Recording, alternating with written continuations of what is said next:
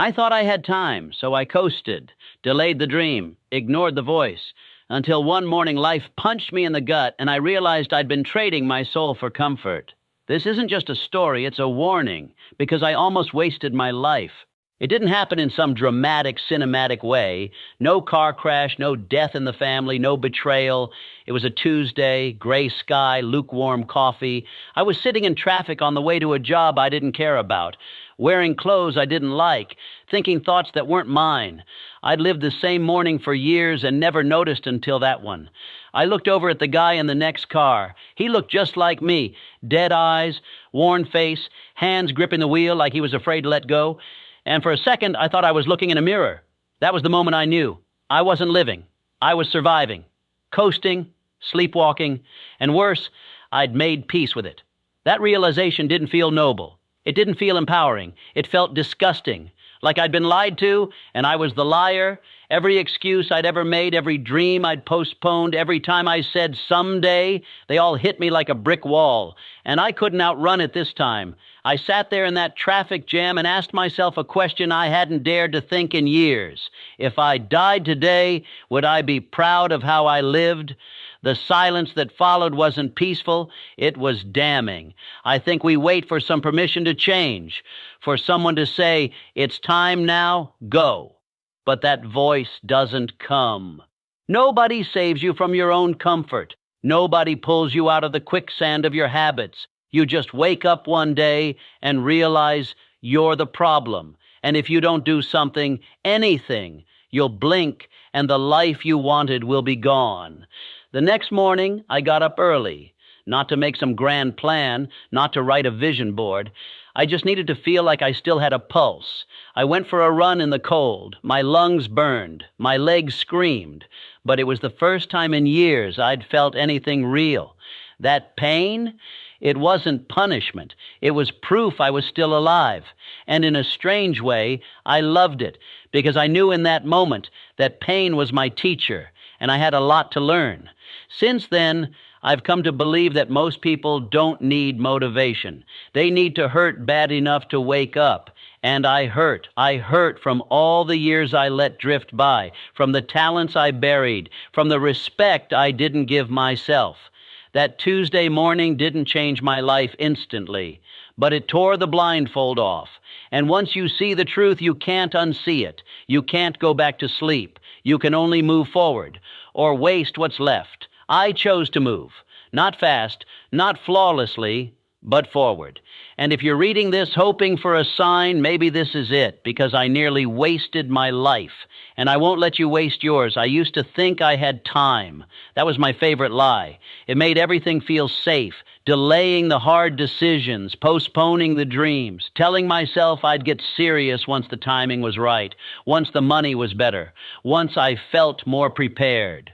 But someday isn't a plan. It's a trap. A soft, quiet trap that feels like a cushion while it's stealing your life inch by inch. I remember this one Saturday afternoon. I had a list of things I wanted to do. Start that project I'd been thinking about for years. Call an old friend I hadn't spoken to since college. Even just take a walk and think. But I told myself, next weekend. I binge-watched a show instead. And the show ended. The day ended. And another week slipped away unnoticed, just like the one before it, just like the one after it. What no one tells you is that most people don't run out of dreams. They run out of time. And not because their clock stops, but because they never start. Time is the one thing you can't beg for back. Once it's gone, it doesn't negotiate. You don't get a receipt, you don't get a refund. And the scariest part is, wasting time doesn't feel painful until it's too late to fix. I started to notice how people talked. One day I'll start a business. Someday I'll travel. Eventually I'll write that book. But I never heard a date. I never saw a calendar, just fog, vague plans hanging in the air like ghosts. And I realized I was no different.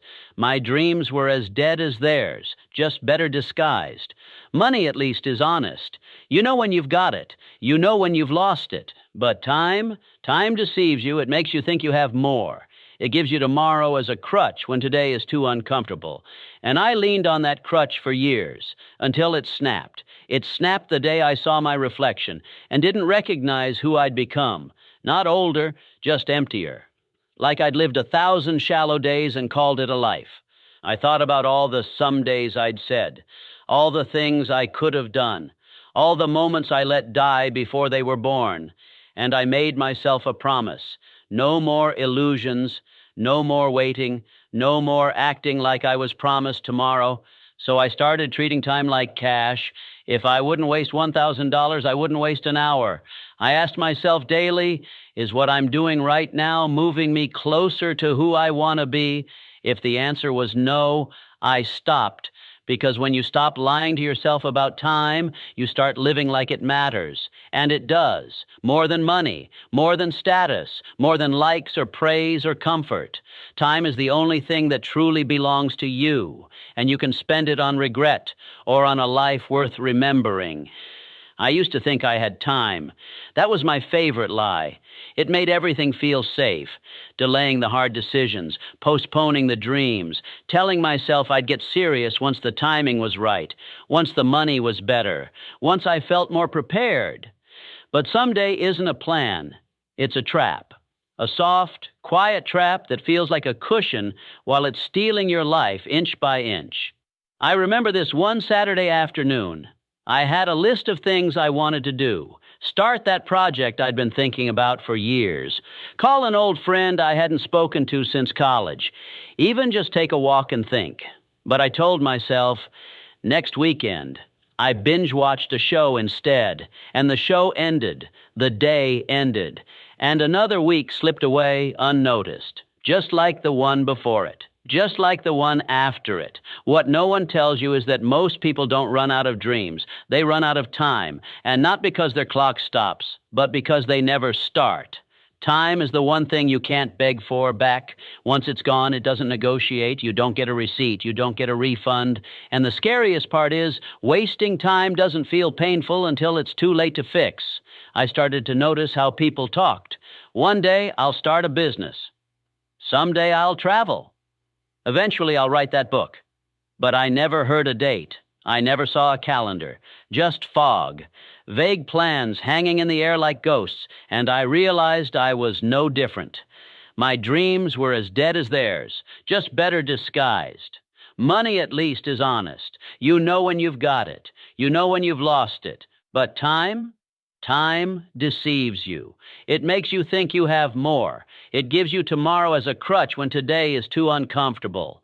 And I leaned on that crutch for years, until it snapped.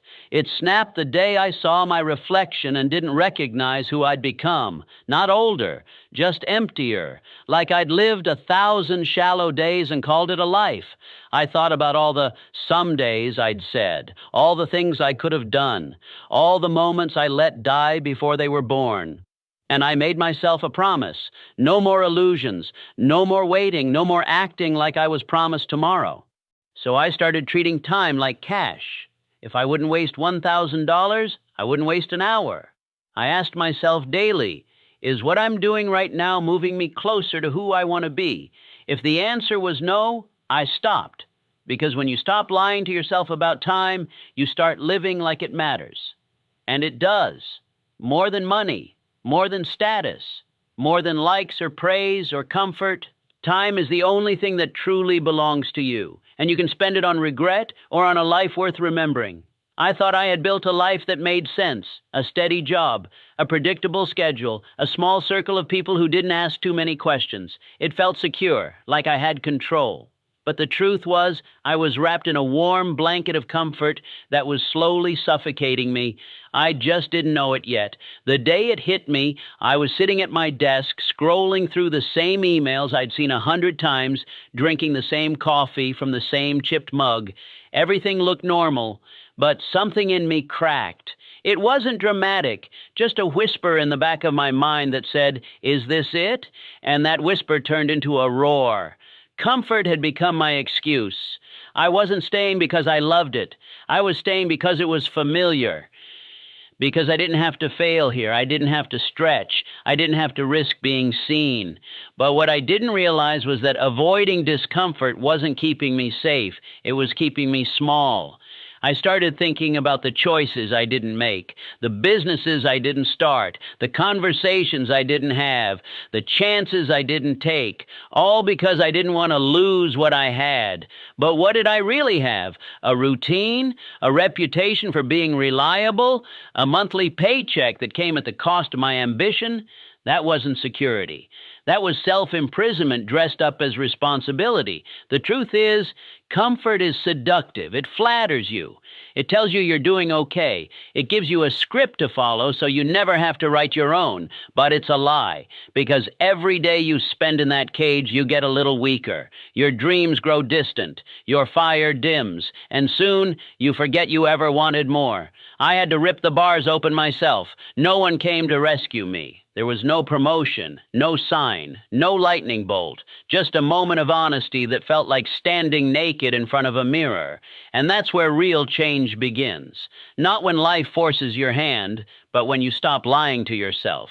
I started doing things that scared me, speaking up, saying no, asking for what I wanted, failing publicly. And with every risk, the cage rusted. With every step, I remembered who I was before the world told me to settle down and play nice. It's not about being reckless. It's about being awake. You can't grow and stay comfortable. You can't become who you're meant to be without letting go of who you've been pretending to be. And the day I realized that was the day I stopped worshiping safety and started chasing freedom, because comfort will keep you warm until you forget what fire feels like. There wasn't a breakdown. No dramatic scene, just a quiet moment alone in my apartment staring at the mess I'd let pile up, dishes in the sink, unread books, a calendar filled with canceled plans and forgotten promises. I looked around and realized this was my life. Not some phase, not some chapter. This was it, and I had built it. Not with intention, but with permission. The kind you give without noticing. The kind that slowly becomes a pattern. What I allowed, I had accepted. And that truth hit me harder than any insult or setback ever had. Up until then, I thought I was unlucky, underpaid, misunderstood. I blamed my parents, my boss, my past. I told myself I was doing my best, that I needed more time, more support, more motivation. But in that silence, I saw the truth. I had been making excuses for years, clever ones that sounded noble, but excuses nonetheless. Every time I let myself off the hook, I handed over a little piece of my power. And now I was running on empty. The hardest person to confront is yourself, to admit that you've been the reason, that you've tolerated mediocrity, that you've allowed laziness, that you've excused disrespect. Not because you're weak, but because it's easier to blame something else than it is to change. That night, I didn't make a to-do list. I didn't make a vision board. I made a decision. One that sounded small, but felt enormous. From now on, everything in my life is my fault. The clutter, the health, the bank account, the relationships, all of it. No more victims, no more villains, just me, and whatever I chose to do next. It wasn't punishment. It was freedom. Because if I caused it, I could fix it. If I built it, I could rebuild it. That shift changed everything. I stopped waiting for apologies and started setting boundaries.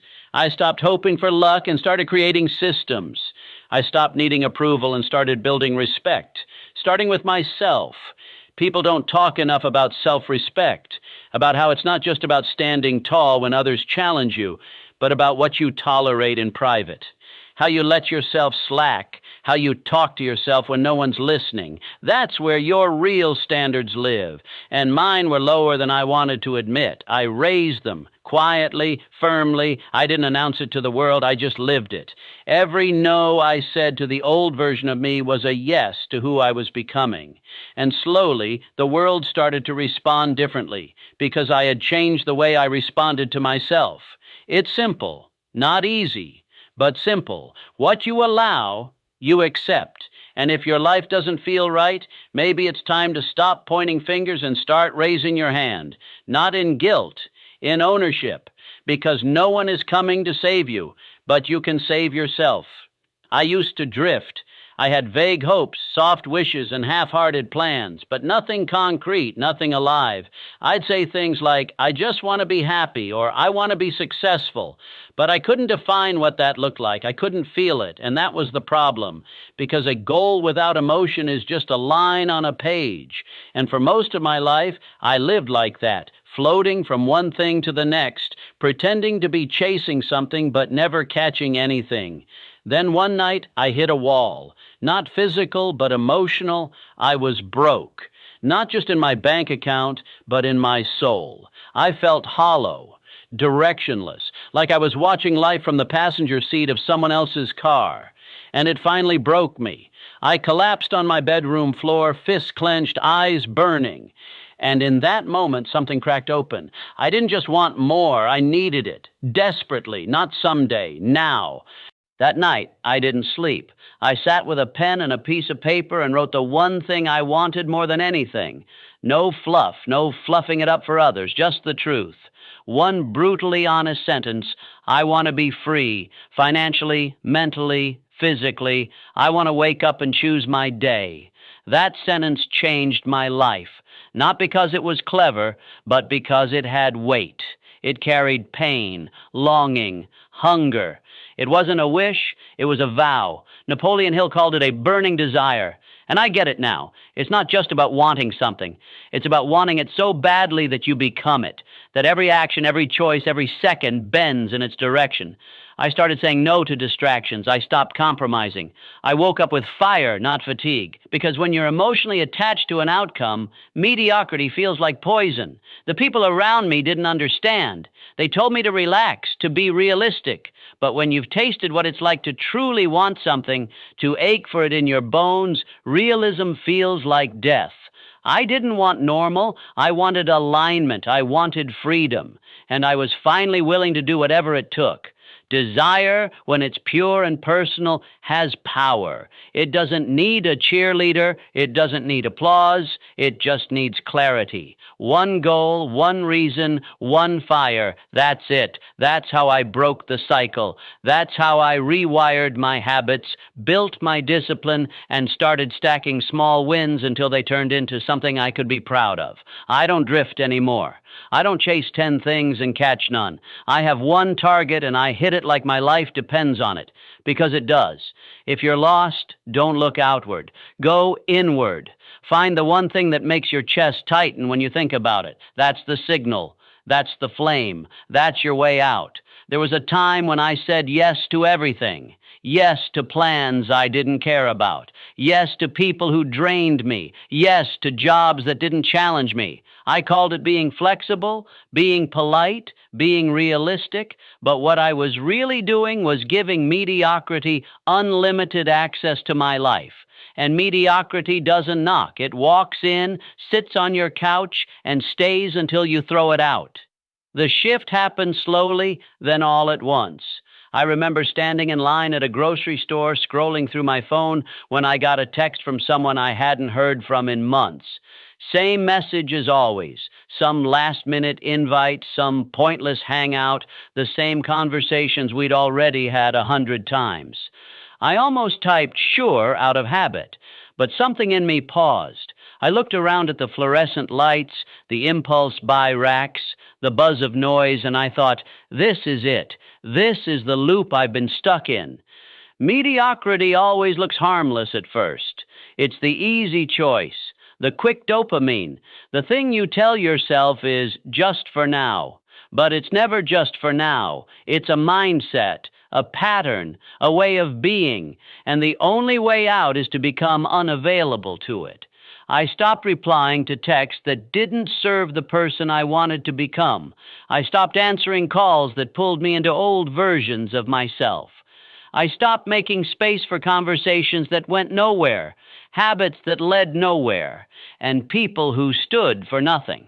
And it was awkward, lonely at times. People noticed, some got offended, but I wasn't rude. I was focused, and there's a difference. What they don't tell you about raising your standards is that you'll lose people before you gain anything. You'll feel the weight of silence before you feel the lightness of clarity. But when you stop picking up the phone for average, you start getting calls from excellence, from the part of you that remembers what you wanted before the world told you to settle, from the future that was waiting for you to get serious. My calendar changed, my inner circle changed, but more importantly, I changed. I walked differently, talked differently, carried myself like I mattered.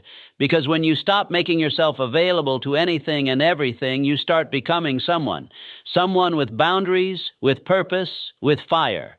Average still calls sometimes. It whispers in old voices. It shows up in comfort zones dressed as nostalgia, but I don't answer. Not because I think I'm better, but because I finally believe I was meant for more. And the truth is, so were you, but it won't come to you. You have to block the noise, silence the distractions, and become too focused, too committed, too damn ready to ever answer when mediocrity rings again.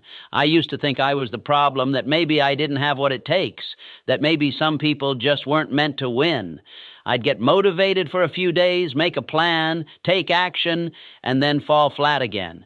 And every time I failed, I blamed myself, my willpower, my discipline, my genetics. But I was looking in the wrong direction. The truth was right in front of me. I was trying to grow inside a box that was designed to keep me the same. Your environment is more powerful than your ambition. I didn't want to believe that. I thought I was above it, that I could rise no matter what was around me. But I couldn't, because every time I took a step forward, something around me pulled me 2 steps back. The same people with the same problems, the same places with the same energy, the same conversations, distractions, and triggers. I was trying to become a different person while living in the exact same world, and it doesn't work like that. I remember the first time I decided to walk away from a group of friends I'd known for years. It wasn't because they were bad people. It was because every time I talked to them, I became the version of me I was trying to leave behind. The jokes, the habits, the mindset, it was all a loop. And the longer I stayed, the tighter the loop got. So one day, I just stopped showing up. No big announcement, no drama. I just chose myself. Same with the places I used to go. The bar that always turned into one more drink. The couch that became an excuse. The workspace that felt like a prison. I started changing my surroundings like my life depended on it, because it did.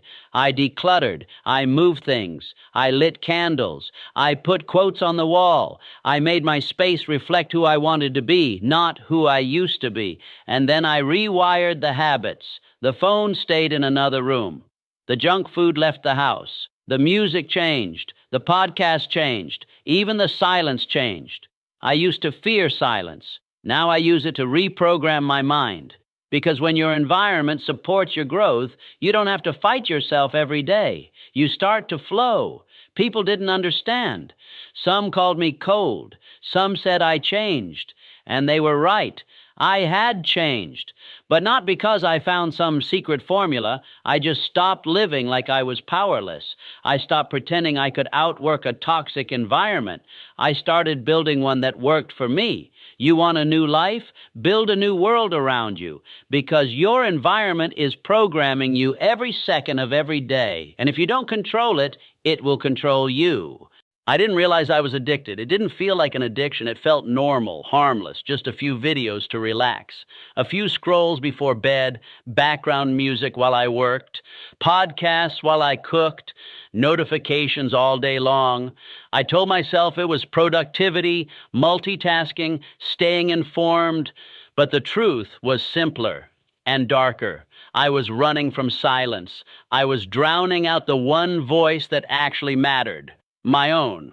The shift came when I woke up one morning and couldn't remember the last time I had a single original thought. Everything I believed was something I'd heard. Everything I wanted was something I'd seen. Everything I was doing was a reaction, not a decision. I was living on borrowed impulses. And when I finally had a quiet moment, no screens, no music, just stillness, it scared me because there was nothing there, just static. That's when it hit me. The enemy wasn't laziness. It wasn't fear. It was noise. Endless, empty noise that filled my brain but starved my soul. I was plugged in all the time and completely disconnected from myself. I didn't know who I was anymore, only who the algorithm thought I should be. So I started killing distractions, not all at once, but intentionally. The first thing I did was delete every app that didn't serve a purpose. If it wasn't building me, it was burying me. I turned off every notification. No more pings, no more dopamine breadcrumbs. I put my phone in another room while I worked, and at first, it felt like losing a limb, but eventually, it felt like freedom. The noise didn't want to go quietly. It came back in urges. Just check real quick. You've earned a break, but I fought it. Not with willpower, but with awareness. I started asking myself, why am I reaching for this right now? Am I bored? Am I avoiding something? The answer was always yes. The more I cut the noise, the more I heard the whispers. Ideas started showing up. Clarity returned. I remembered old dreams, unfinished plans, parts of myself I thought I'd lost. I started journaling again. I walked without headphones. I sat with discomfort instead of distracting it away. And slowly, I started to hear myself again, not the scared version, not the shallow one, the real me. Distraction is a thief, but it doesn't just steal your time, it steals your identity. It makes you forget what you care about. It replaces your fire with flickers of other people's opinions. And the longer you let it in, the harder it is to tell what's yours and what's noise, so I cut the volume. Not because I hate entertainment, but because I love my mind. I love my peace. I love the feeling of being in control again. And now, when silence speaks, I don't run. I listen, because that voice inside me, it's been waiting a long time to be heard. There was a point in my life where if you asked me who I was, I'd answer with my job title, like that's all I had to offer. I wore it like armor. I'm in finance. I manage a team. I work at this company. It sounded impressive, respectable, safe, but deep down I knew I was hiding. Behind a name badge, behind a salary, behind an identity that wasn't really mine. I told myself it mattered, that climbing the ladder meant something, that if I just worked hard enough, played by the rules, I'd finally feel fulfilled. But what I really felt was empty. I was building someone else's dream, following someone else's blueprint, and convincing myself it was success. My days were filled with meetings I didn't care about and metrics that didn't touch my soul. But I kept showing up because the money was good and the fear of starting over was worse. The wake-up call didn't come in a crisis. It came in a small, quiet way. I lost a deal I'd been chasing for months. It fell apart last minute. And when I got the call, I didn't feel disappointment. I felt nothing, just numbness, like my whole identity had been tied to this one outcome. And now that it was gone, so was I. That night, I sat on my couch in the dark, still in my dress shirt, staring at the wall. And a question popped into my head that I couldn't unhear. If I wasn't paid to do this, would I still choose it? The answer was no, a hard, painful no. And once I admitted that, the whole illusion started to fall apart. I had been treating my paycheck like proof of worth, my title like validation, my busyness like importance, and all of it was a mask. I wasn't living, I was performing, for approval, for status, for safety, but not for me. It took everything in me to start over, to separate who I was from what I did, to let go of the identity I had invested so much time protecting. But in that letting go, I found something real. I discovered passions that had nothing to do with profits, skills that weren't listed on my resume, and a voice that had been drowned out by corporate scripts and client demands. You are not your job. You are not your LinkedIn profile or your inbox or your KPIs. You're not the company logo stitched into your laptop bag. You are what you pursue when nobody's watching. You are what you fight for when there's no paycheck attached. You are who you become when you finally stop performing and start living. I still work, but now I work for a different reason. Not for titles, not for validation, but to create something meaningful. And that shift made all the difference, because I'm no longer renting my life to survive. I'm building it to matter. I used to do everything I could to avoid pain. I thought that was the goal. Build a life that's smooth, easy, comfortable. But pain kept finding me anyway. No matter how hard I tried to dodge it, there it was. In the job I hated, in the relationships that ended, in the mirror when I looked and didn't like who I saw. For a long time, I treated pain like an enemy, something to run from, something to numb. I didn't realize it was the only thing that had ever really tried to teach me something. The first time I really listened to pain, it wasn't because I was brave. It was because I was exhausted, tired of pretending I was fine, tired of burying it under distractions and fake smiles. I had just lost someone I cared about deeply, someone who always believed in me, even when I didn't. And instead of stuffing it down, I sat in it. I let it wash over me. And in that grief, I started hearing things I'd been too busy or too afraid to hear. Pain whispered what pride had covered, that I had been playing small, that I had been wasting time, that I had people to forgive, starting with myself. It was raw, unfiltered, but it was honest, more honest than most of the conversations I'd had in years. That's when I realized pain is a signal, a spotlight. It points to where you've been ignoring something, neglecting something, betraying something. And when you finally stop running from it, you can learn from it. You can harvest it. I started treating my pain like data. What was it trying to show me? What did it reveal about who I was pretending to be versus who I really was? And every time I leaned into it, I got stronger. Not in the nothing can hurt me kind of way, but in the now I know what matters kind of way. Most people don't fail because they're weak. They fail because they're allergic to pain. They can't sit with it. They try to skip it. But growth doesn't happen in peace. It happens in tension, in the uncomfortable, in the questions that don't have easy answers. I stopped asking, how do I avoid pain? And started asking, what is this trying to teach me? And that shift changed my life because pain became my compass. Every breakthrough I've had, every meaningful insight, every real transformation came through discomfort. I won't glamorize it. Pain still hurts. It still makes me want to curl up and hide some days. But I don't waste it anymore. I use it. I write from it. I build from it. I grow through it. So if you're in it right now, if something in your life is breaking you open, don't run. Don't numb it. Don't pretend it's not there. Sit in it. Listen to it. Learn from it.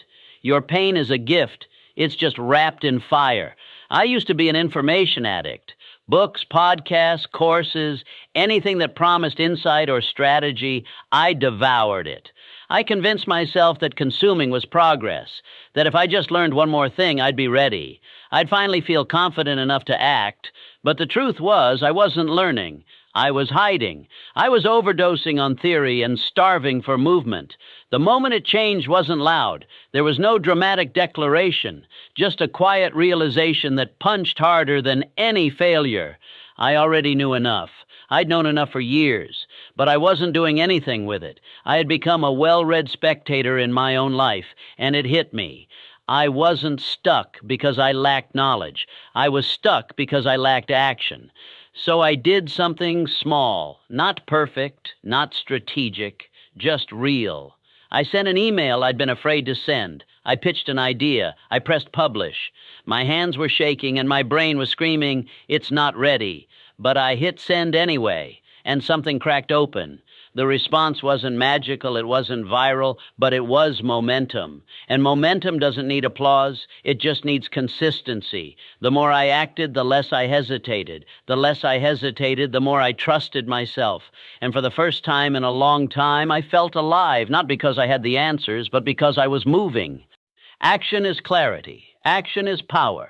You can read 100 books on swimming, but you'll never learn to float until you get in the water. I had been trying to feel my way into action, but it turns out you have to act your way into feeling. Confidence doesn't come before the doing. It's built during it. I stopped waiting for perfect conditions. They never come. I stopped waiting to feel ready. You never do. I just decided that hesitation was more painful than failure, that watching my potential rot was worse than risking rejection. And with that mindset, the doors that had once felt bolted shut began to open, because I was finally the one turning the handle. People often ask me what changed everything. They expect a morning routine or a productivity hack. But it was simpler than that. I moved. That's it. I got out of my head, into the world, and started stacking actions like bricks. One decision, one call, one step. And over time, those bricks became a foundation. You don't need more time. You don't need more books. You need to move today, even if it's messy, even if it's small, especially if it scares you. Because action is the only antidote to fear, to doubt, to stagnation. It's not the thinking that transforms you, it's the doing. So start, not when you're ready. Start so you become ready.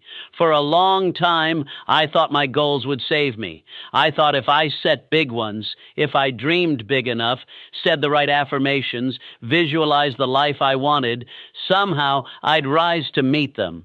That one day, I'd become the kind of person who just snapped into excellence when the moment called for it.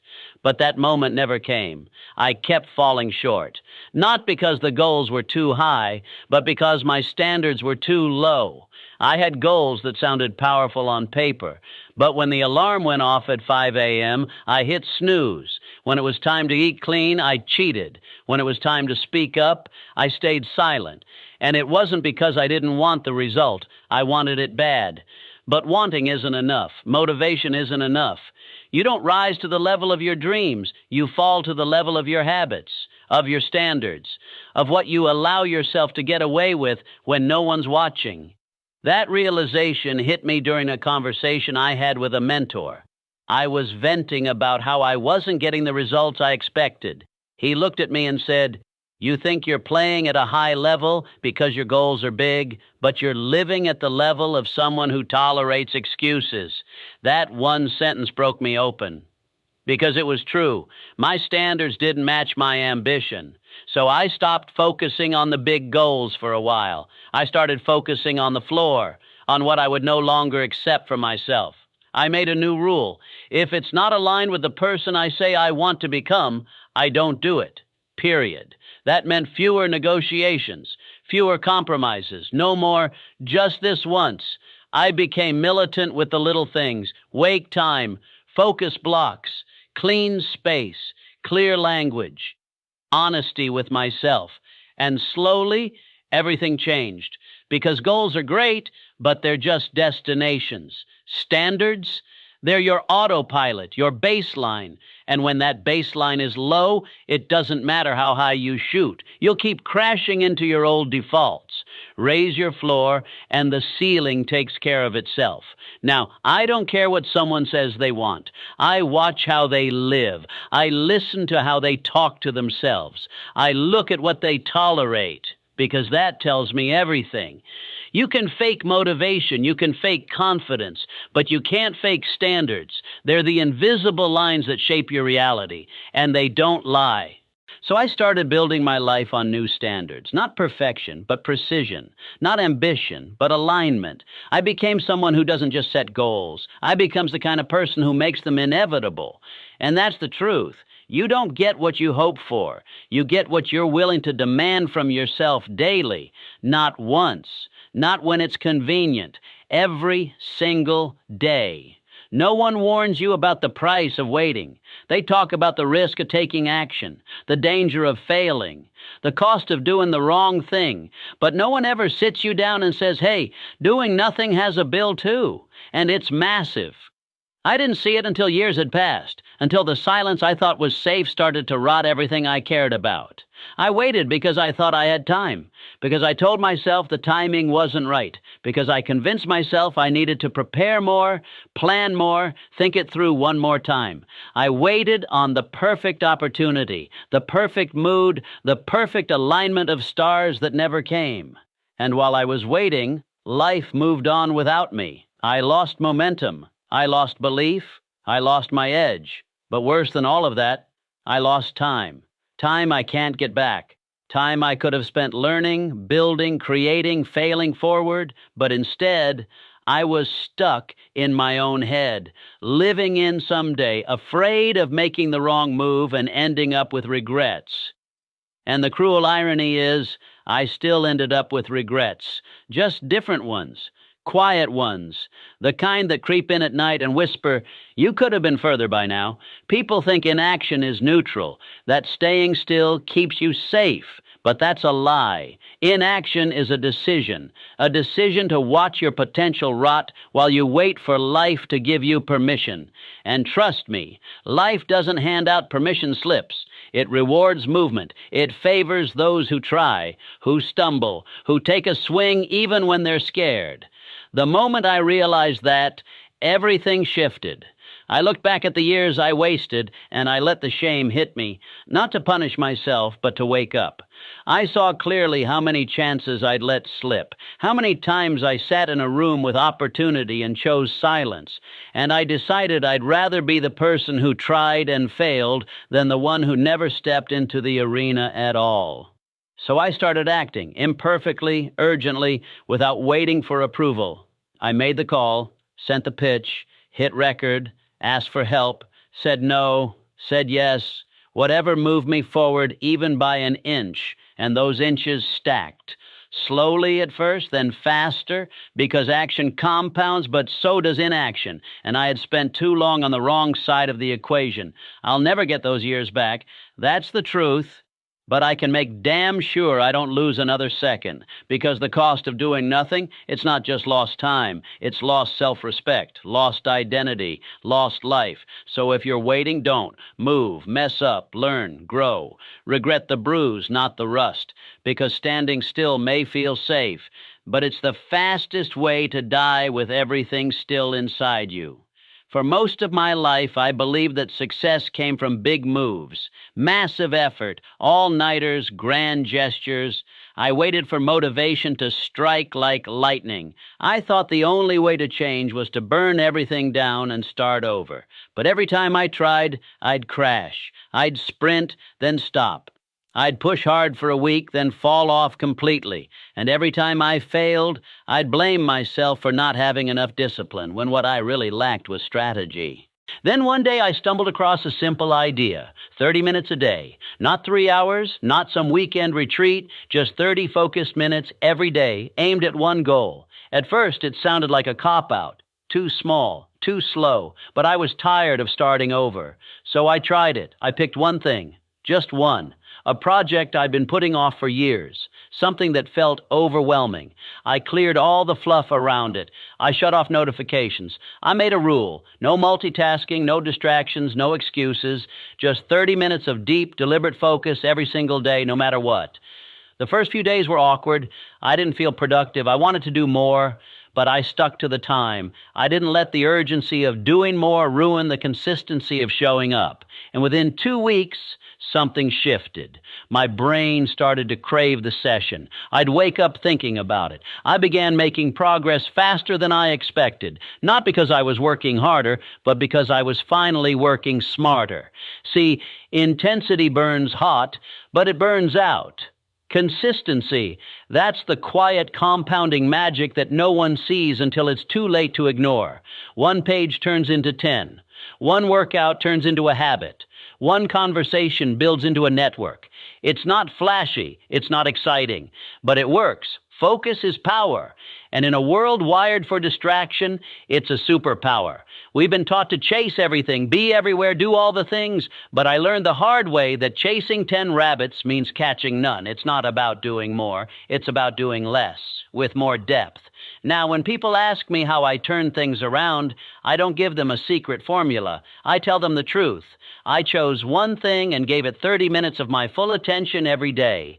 That's it. No magic, just math.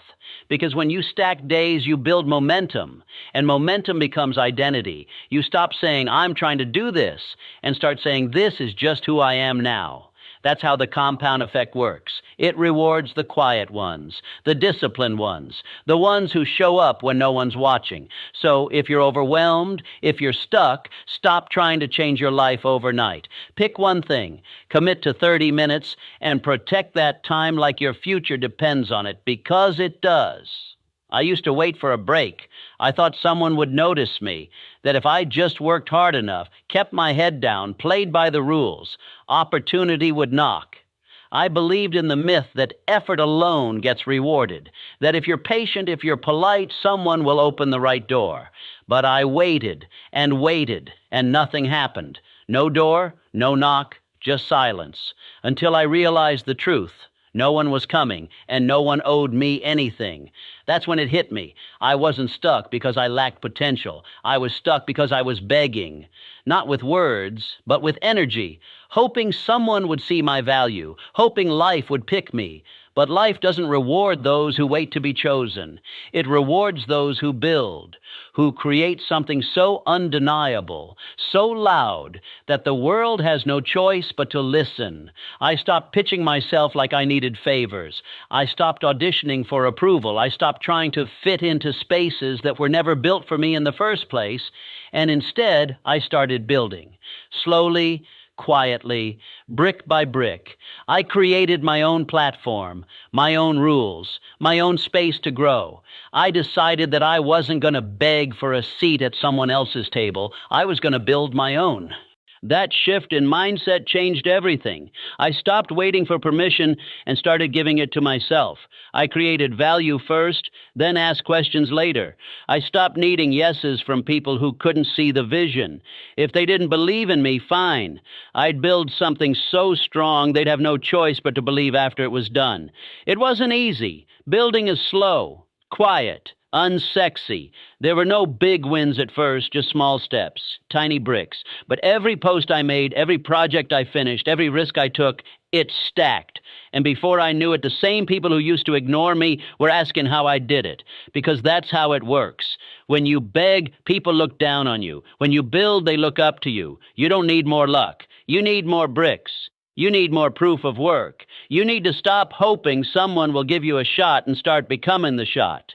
The opportunity, the answer, and the best part, when you build something real, no one can take it from you. You're not at the mercy of layoffs or gatekeepers or trends. You're free, and that freedom, that quiet power, is worth more than any break you were waiting for. So stop begging, stop hoping, start building. Your future is not a lottery. It's a blueprint, and it's waiting for your hands to get to work. It's a question we all avoid. We laugh it off, call it dramatic, but one day it slipped past my defenses and hit me right in the chest. If I died tomorrow, would I regret today? Not my life, not my past, just today. The way I lived it, the choices I made, the things I avoided. And the answer was instant and heavy. Yes, I'd regret today because I wasn't really living it. I was enduring it, coasting through it, and pretending I had more of them to waste.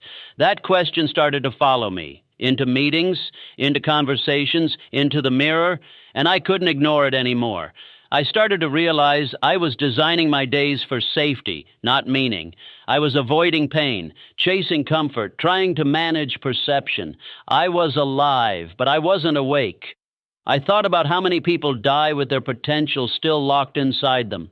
How many people wait until the end to start asking the questions that matter. Did I love fully? Did I speak the truth? Did I chase what set my soul on fire? I didn't want to be one of them. I didn't want my legacy to be a tidy resume and a long list of what-ifs, so I made a shift. I started living like I could run out of time. Not in panic, not recklessly, but deliberately. I gave more. I asked harder questions. I let go of things that drained me. I stopped saying later to the people and projects that mattered. I started treating each day like a page in a book someone else might read someday. And I asked myself, would this chapter be worth remembering? It wasn't about being fearless. It was about being honest. If I wanted a life I could be proud to die from, I had to build one I was proud to live in. That meant confronting my patterns. That meant forgiving people I thought didn't deserve it. That meant showing up when it was easier to hide. That meant saying what needed to be said, even if my voice shook. I don't get it right every day, but I measure them differently now. Not by productivity, not by money, but by alignment, by presence. Did I love well today? Did I create something that matters? Did I move, speak, breathe like someone who understands that life is fragile and time is short? When you start living like you want to die ready, something strange happens. Regret loses its grip. Guilt fades. Fear starts to respect you because you're not living for approval anymore. You're living on purpose. So that's the question I carry now, not as a weight, but as a compass. If today was my last, would I be at peace? If the answer is no, I change something immediately, because when the end comes, I won't beg for more time. I'll nod, I'll smile, and I'll say, I lived, I'm ready. I used to think life was something that happened to you, a series of events you just had to survive, adjust to, respond to. I floated through it like a passenger, always assuming there'd be time to course correct later. I had dreams, sure, but they were always waiting for the right moment, when I had more money, more clarity, more confidence. And the more I waited, the more I drifted, until one day I looked up and realized I wasn't behind schedule. I wasn't stuck. I was wasting my life. It doesn't feel like wasting when you're in it. It feels like normal, like scrolling, like sleeping in, like tolerating work that numbs you and friendships that drain you, like convincing yourself that next year things will be different. But deep down you know the truth. Nothing changes until you do. And most people never do. Most people throw away their one shot at meaning in exchange for routine, distraction, and fear dressed up as practicality. I was one of those people. Until I wasn't. Something inside me snapped, not from tragedy, but from truth. I saw someone doing what I had always wanted to do, and instead of inspiring me, it broke me, because I knew I had the same potential, the same fire. I just buried it under excuses. That moment didn't give me motivation. It gave me shame. And sometimes that's the most powerful catalyst there is. So I got up, I got clear, I got honest. I started writing my life like it mattered. I stopped trying to impress and started trying to express. I showed up for myself like I was someone worth fighting for. And every day I asked myself the same question. Are you wasting this or are you using it? Because life is a gift, the real kind, the kind you can't return, exchange, or extend. You don't get to rewind. You don't get to skip scenes. All you get is right now, and the way you treat it becomes the story you leave behind. I don't care how old you are, how stuck you feel, how far off track you've gone. The moment you decide to stop wasting your life is the moment your real one begins. But you have to choose it every day. In your habits, in your words, in your priorities. I live by one truth now, and it's not complicated. Don't waste it. Don't waste your words on people who don't hear you. Don't waste your time numbing what you're meant to feel. Don't waste your energy maintaining a version of you that isn't real. Don't waste your breath apologizing for your fire. Most people waste their lives waiting for signs, for safety, for someone else to go first. Don't be most people. Be the one who wakes up. Be the one who builds something that lasts. Be the one who lives like it counts, because it does.